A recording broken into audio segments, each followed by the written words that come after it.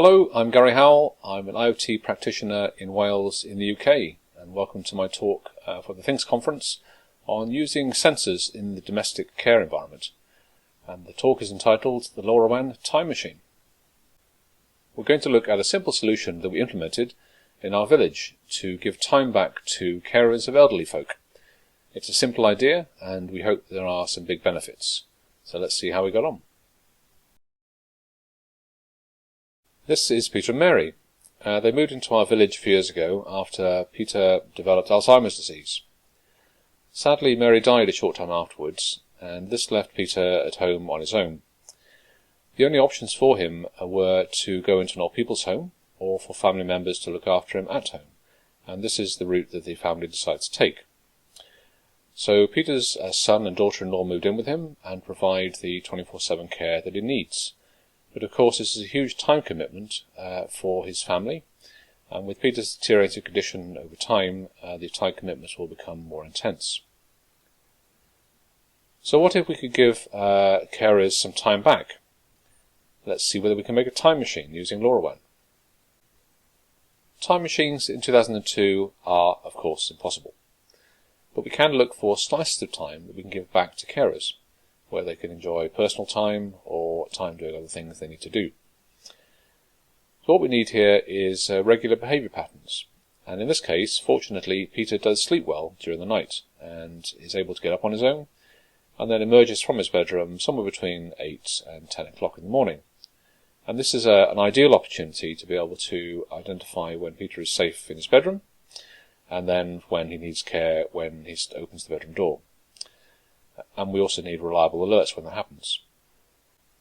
So our simple solution is a simple door sensor, and when the door is open, the sensor sends out a message to say the door is open, and this generates a reliable alert to the carers on their phones or iPads to say that Peter's up, and then they're able then to leap into action and help him out throughout the day. So from a LoRaWAN perspective, let me show what that looks like in terms of the technical steps we need to take the sensor and generate the reliable alerts. So first we'll create the sensor within the Things Network Community Edition, and then create the sensor in Tego.io, our backend system. And then creating a link between TTN and Tego using an integration. Then we'll pull the battery tab out of the sensor and we'll see the join request and some data. And we can see the same data in Tego.io. So that's great, that's working. Now we need to create a simple dashboard so we can see the current status of the sensor. And we're using an icon widget here in Tego.io. Just making sure that works. Now we need to set up the Tego Run application for the village, so that's done like this. And then create a user, and also permission for that user to access Peter's dashboard. Now we'll log in as the user and make sure we can see the dashboard. We can. Next thing we're doing is adding an action to generate the open event. And when we open the door, we'll see that the alert is generated for that user. And this dashboard, of course, also appears in the Tego Run app on the user's phone, whether it's iOS or Android. LoRaWAN, as we know, of course, is not 100% reliable, and we need to understand the limitations of LoRaWAN and also make sure that our sensor selection is correct so that we obtain the right functionality for our application. When we selected the door sensor for this project, there were a number of things that we had to have. One, of course, was an instant response when the door was open, and we didn't want to have any unexpected limitations in terms of that status message. Now that's really important because a number of the sensors that we tested had a very annoying issue where you did an open, close, and an open again within a short period of time, within 5 or 6 seconds, the sensor would only send out the very first message, and then you'd miss the next few events of the open and closed. And so we couldn't actually be sure what the status of the door was after that period of time. One sensor that didn't have this limitation was the LoRaWAN window and door sensor. This is the one we're using here. in this case the sensor sends out the status message every time the door is open or closed, which is what we want. And because the door is only going to be opening and closing a few times a day, we're not going to break the 1% rule in terms of bandwidth usage, so that's fine here. The keep alive functionality is also important because if we do miss that first message, or the message for the open door event, we can rely on the keep alive event to let us know what the status is after a short period of time.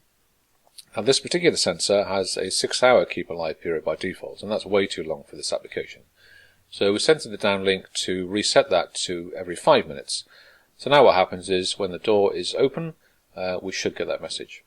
If we don't get the message for some reason, then the keep alive function will kick in after 5 minutes, and it'll then also send the status of the door at that point. And from that point, then we can be fairly sure that the door is in an open or closed state. This, of course, going from 6 hours to 5 minutes, keep alive does reduce the battery life because we're sending more uplinks. But the uplinks are within the legal limits at spreading factor 7, which is what we're operating at here. And the battery may last perhaps 9 or 12 months, which is fine. We have no problem in just changing the battery over that period of time, rather than say with 5 years. So that's okay.